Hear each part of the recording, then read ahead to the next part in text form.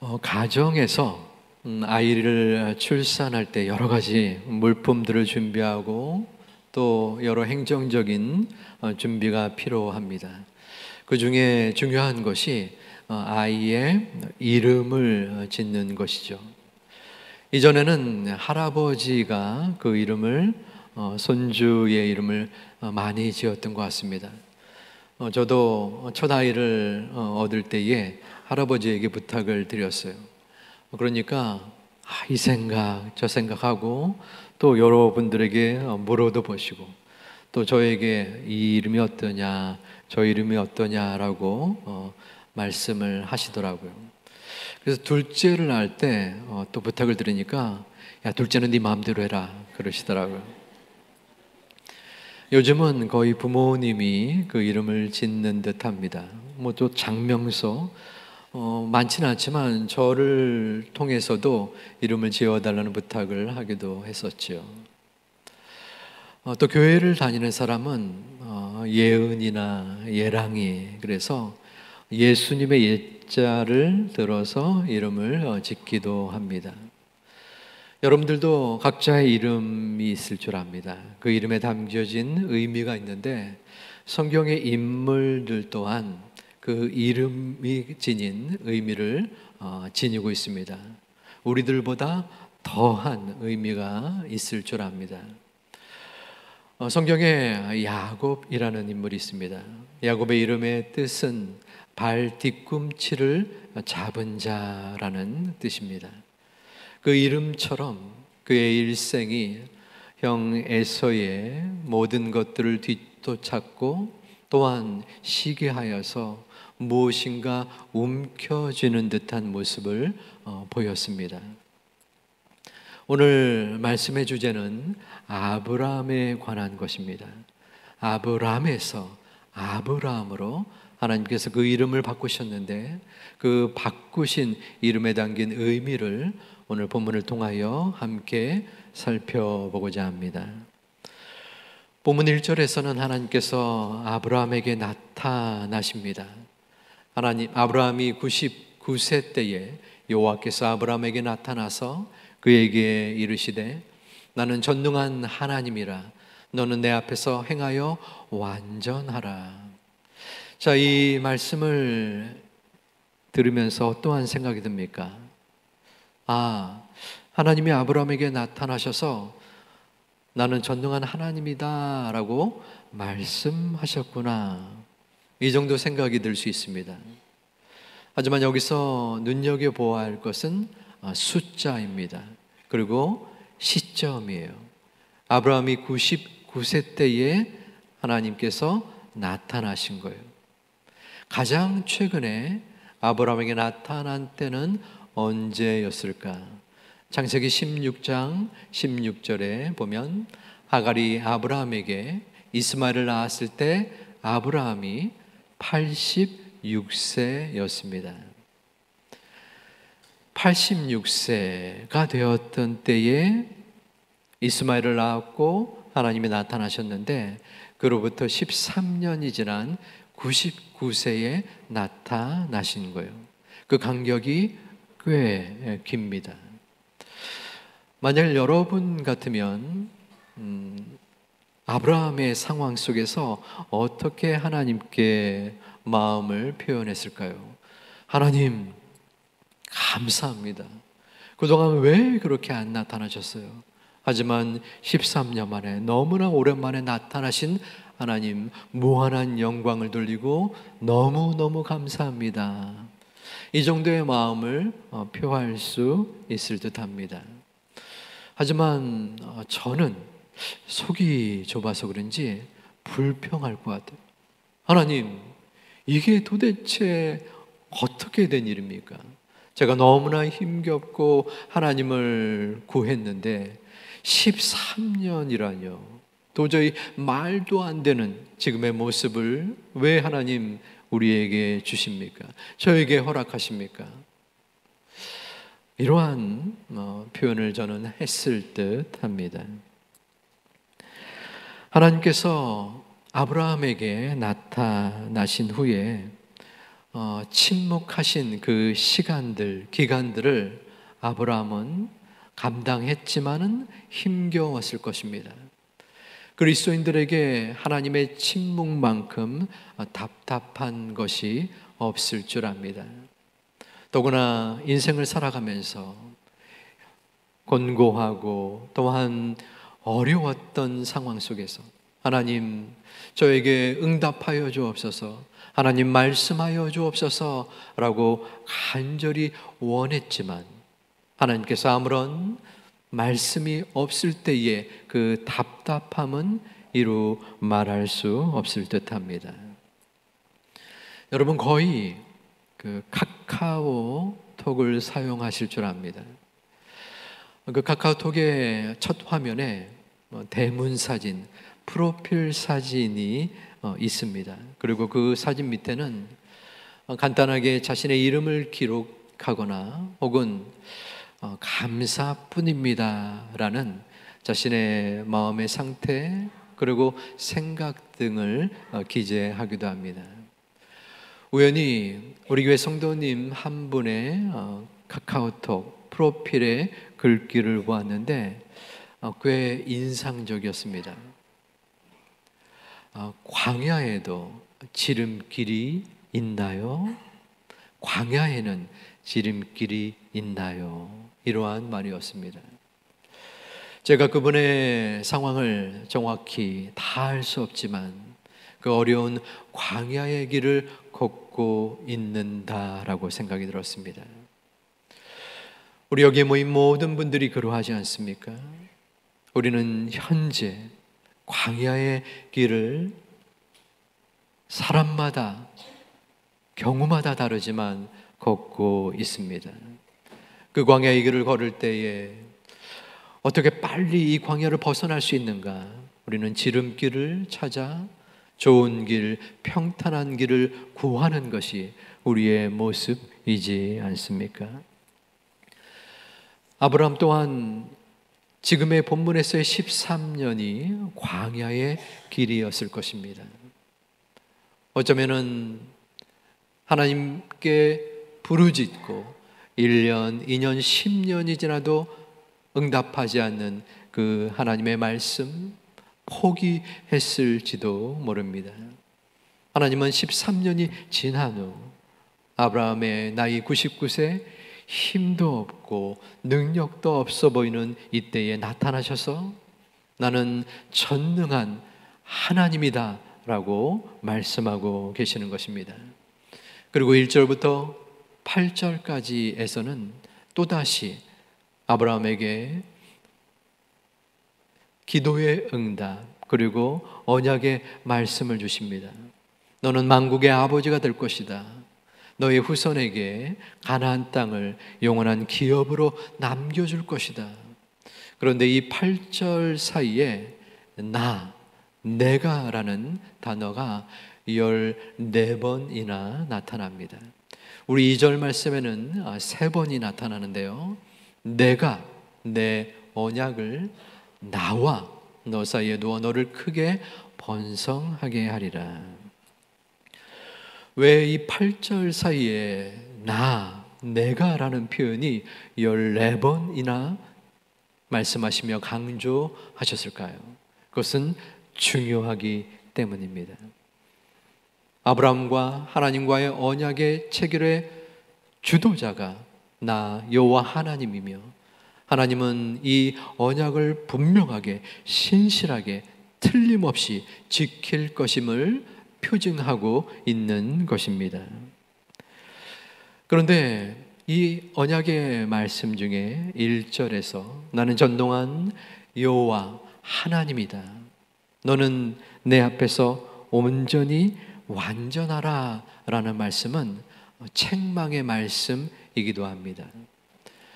아브라함은 75세 때에 하나님께서 자녀를 허락해 주셨습니다. 약속해 주신 것이에요. 그런데 시간이 지날수록 지나가는 가운데도 자녀가 생기지 않자 아브라함은 아내의 말을 따라서 하녀 하갈을 통하여 이스마엘을 얻게 됩니다. 그의 나이 86세였었던 것입니다. 하나님께서는 그 행위를, 하나님의 언약의 약속을 기다리지 못하고 자신의 생각, 인간적인 방법으로 자녀를 얻은 아브라함을 책망하신 것입니다. 그래서 내 앞에서 행하여 완전하라 라고 명령하고 계시는 것입니다. 그 침묵의 시간, 13년의 시간은 바로 아브라함의 믿음 없음을 책망하고 회개를 돌이키고 싶어하는 하나님의 마음이었던 것입니다. 하지만 하나님은 우리들을 언제나 잊어버리지 아니하시고 살펴보시는 하나님 아버지이십니다. 우리의 마음과 우리의 생각, 우리는 하나님을 잊을지라도 하나님은 우리를 잊지 아니하시고 우리를 지켜보시고 항상 돌봐주시는 전능하신 하나님이시라는 것입니다. 때로는 우리가 하나님을 찾고 울부짖는 가운데 우리의 잘못으로 인하여 침묵하시고 그 가운데 회개하고 반성하고 돌이키시기를 원하시는 때도 있습니다. 하나님은 험난한 인생길, 광야의 길을 가고 있는 우리들에게 침묵하실 때가 있다는 것입니다. 우리는 다시 한번 마음속에 생각해 보아야 합니다. 하지만 다시 한번 질문 드릴 필요도 있습니다. 하나님께서는 과연 우리에게 침묵하시는가? 아무런 말씀도 없으시는 때가 있으신가? 우리의 심령 속에 우리가 하나님의 말씀이 매일마다 매 순간마다 들려오지만 어느 순간 하나님의 뜻보다 나의 생각의 앞섬으로 인하여 그 하나님의 말씀을 듣지 못하고 있지는 않은지요. 나의 잘못과 나의 죄악으로 말미암아 하나님께서 회개하기 위하여, 회개시키기 위하여 침묵의 시간을 허락하셨는데 우리는 엉뚱한 하나님께 대한 원망을 토로하고 있지는 않을런지요. 하나님은 이 땅에서 우리에게 모든 것을 보여주시고 모든 것을 들려주시고 따르라 하지는 않으십니다. 어떤 때는 침묵의 시간을 주십니다. 하지만 거기에는 하나님의 뜻이 있습니다. 기다리라는 것입니다. 인내하라는 것입니다. 그리고 믿음을 가지라고 말씀하십니다. 너의 뜻보다는, 너의 생각보다는 월등히 큰 나 여호와 하나님의 뜻과 섭리가 있기에 믿음을 가지고 기다리고 따르라는 것입니다. 그럴 때 우리의 마음속에 불쑥불쑥 드러나는 의심과 불안과 두려움이 있습니다. 그때 하나님은 말씀하십니다. 나는 전능한 하나님이다. 나는 전능한 하나님이다. 만세전부터 우리를 택하시고 우리가 알지 못하는 그 지난날의 순간순간마다 우리와 함께 하시고 지금도 살아계셔서 우리를 이끄시고 역사하시고 움직이시는 그 하나님을 바라보고 믿는 우리 모두가 되시기를 주님의 이름으로 축원드립니다. 하나님은 아브라함에서 아브라함으로 그 이름을 바꿔 주셨습니다. 우리 본문 5절 말씀 함께 봉독하겠습니다. 이제 후로는 내 이름을 아브라함이라 하리니 이는 내가 너를 여러 민족의 아버지가 되게 하려 함이니라. 아멘. 아브라함의 이름의 뜻은 높으신 아버지라는 뜻입니다. 이 땅에서 높임을 받으라. 아브라함은 성공과 성취의 이름입니다. 아브라함은 75세에 하나님의 그 자손에 대한 약속을 받았습니다. 하지만 그 약속을 기다리지 못하고 이스마엘을 찾았던 그 이름처럼 아브라함은 인내하지 못하는 연약함과 부족함이 있었습니다. 그 이름대로 이루어진 것입니다. 하지만 하나님은 그러한 아브라함을 포기하지 않았습니다. 나는 전능한 하나님이다 라고 하시면서 그를 불러 일으켜 세워 주셨습니다. 그리고 그 이름을 아브라함으로 바꾸어 주셨지요. 아브라함은 모든 열국의 아버지, 열방의 아버지라는 뜻입니다. 성공과 출세의 아버지가 열방의 아버지가 되었다, 그렇게 살아가라고 말씀하고 계시는 것입니다. 아브라함에서 아브라함으로 이름이 바뀌어진 그는 이제 자신이 가야 할 길을 알게 되었습니다. 하나님의 부르심 속에 내 자신의 사명을 깨달았습니다. 이제는 아브라함, 성공과 출세의 사람이 아니라 만국의 아버지, 열방의 아버지로 살아야 될 것을 마음속에 느끼고 확신하였던 것입니다. 그 모습은 히브리서 11장 9절에 나타나 있습니다. 믿음으로 그가 이방의 땅에 있는 것 같이 약속의 땅에 거류하여 동일한 약속을 유업으로 함께 받은 이삭 및 야곱과 더불어 장막에 거하였으니. 지금 본문에 나오는 약속의 땅은 어디입니까? 거기는 가나안 땅입니다.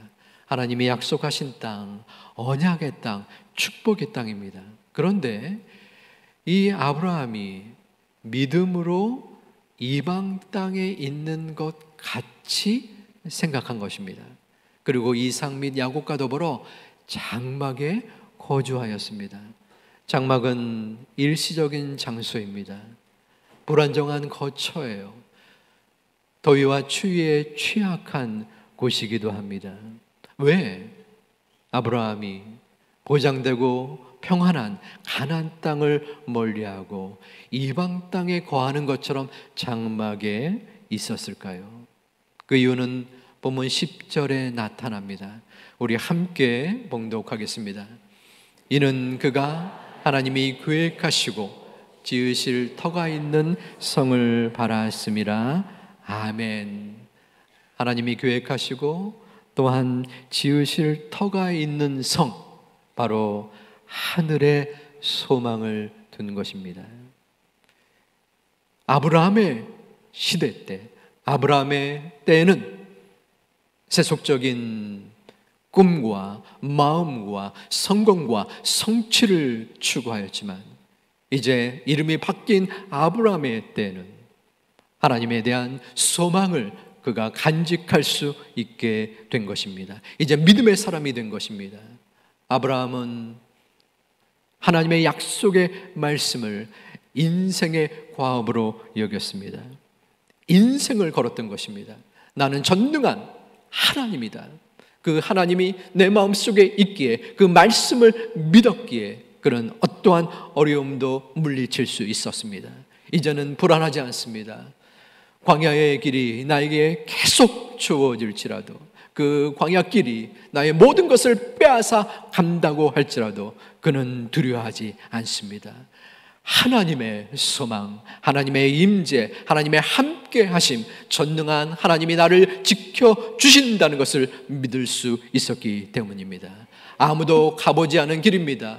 아브라함도 이전과 달리 새로운 길, 하나님의 보장한 그 길에 대한 두려움과 또한 믿음이 있었을 것입니다. 하지만 그럼에도 불구하고 그는 믿음과 기도로 나아간 것입니다. 이 아브라함의 모습이, 이 아브라함의 마음이 바로 여러분의 심정과 믿음이 되시기를 주님의 이름으로 축원드립니다.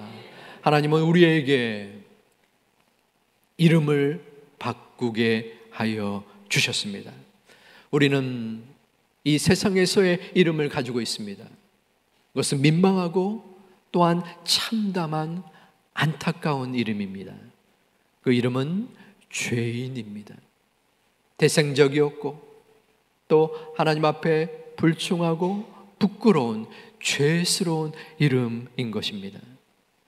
하지만 하나님은 우리의 이름을 나의 능력이 아니라 오직 하나님의 은혜로 바꾸어 주셨는데 그것은 성도입니다. 하나님의 거룩한 백성의 이름을 주신 것입니다. 하지만 어떻습니까? 우리는 바뀌어진 이름을 지니고 있지만 정작 우리의 심령, 우리의 믿음은 성도가 아니라 혹시 죄인에 머물러 있지는 않습니까? 하나님은 아브라함에게 나는 전능한 하나님이다 라고 말씀하셨고 책망하셨습니다. 하지만 저는 한편으로는 이 책망의 말씀이 간곡한 호소처럼 들렸습니다. 아브라함아, 지난 13년 동안 내가 아무런 이야기도 또한 함께 하지도 않았다고 생각하느냐? 하지만 나는 언제나 너를 지켜보았고 언제나 너와 함께 있었단다. 내가 나의 주어진 언약의 말씀을 기다리지 못하고 너의 생각대로 인간적인 방법으로 이스마엘을 얻지 않았느냐? 이제는 믿음으로 다시 돌아와 봐야 되지 않겠느냐? 하나님은 아브라함에게 간절한 마음으로 어쩌면 눈물의 심정으로 간곡하게 애타게 나는 전능한 하나님이야, 다시 돌아오지 않으렴, 이렇게 말씀하시는 듯 했습니다. 아브라함에게 말씀하신 그 하나님은 지금 2024년 이 7월 이 시간 저와 여러분을 향하여 말씀하십니다. 나는 전능한 하나님이다. 나는 전능한 하나님이다. 강하게 말씀하시기도 하고 간곡하게 눈물을 머금고 말씀하시기도 하십니다. 여러분은 그 하나님의 음성, 하나님의 말씀이 여러분의 중심에 들려지십니까? 나는 전능한 하나님이다. 이 하나님의 말씀, 이 하나님의 말씀이 여러분의 인생을 거시기를 주님의 이름으로 축원합니다. 이 하나님의 말씀에 저는 인생을 걸기를 소망합니다.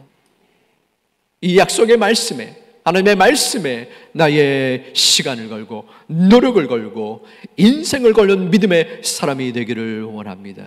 하나님의 말씀에 인생을 거는 자, 그리고 그 말씀, 그 언약의 말씀을 기다리고 인내하고 믿음으로 나아가는 자, 그 존재가 바로 하나님께서 죄인에서 성도로 이름을 바꿀 때 부끄럽지 아니한 존재가 되는 것인 줄 믿는 여러분 되시기를 주님의 이름으로 축원드립니다. 우리의 정체성이 중요합니다. 여러분 누구입니까? 죄인입니까? 성도입니까? 우리는 성도라고 분명히 말하고 성도로서 살아간다고 이야기하지만 정작 우리의 삶은 죄인처럼 두려워하고 무서워하고 하나님의 약속을 믿지 못하는 연약한 모습은 아닙니까? 그럼에도 불구하고 우리는 다시 한번 하나님의 말씀을 기다리고 듣습니다.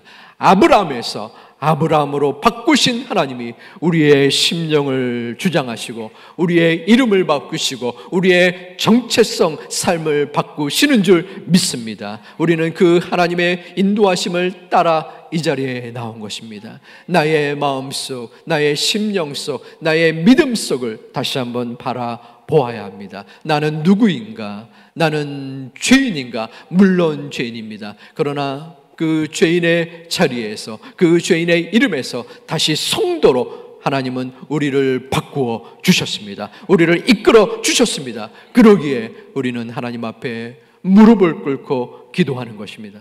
아버지 하나님, 저를 붙잡아 주시옵소서.